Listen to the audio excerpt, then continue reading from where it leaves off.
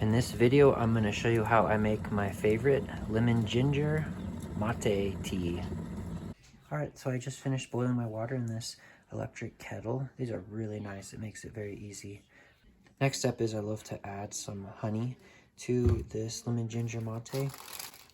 Really brings out some, really adds a layer of sweetness to it that I love.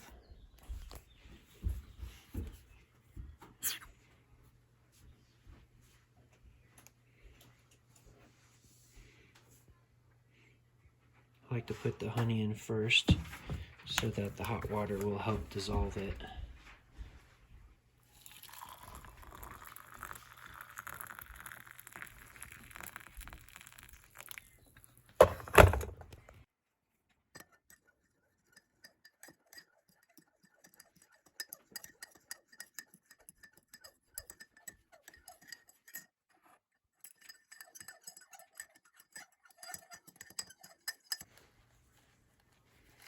Then I like to get 2 bags of this lemon ginger mate.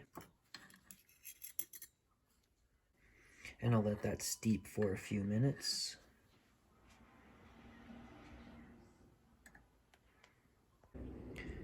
And that's how I make my favorite tea. Now to enjoy the view.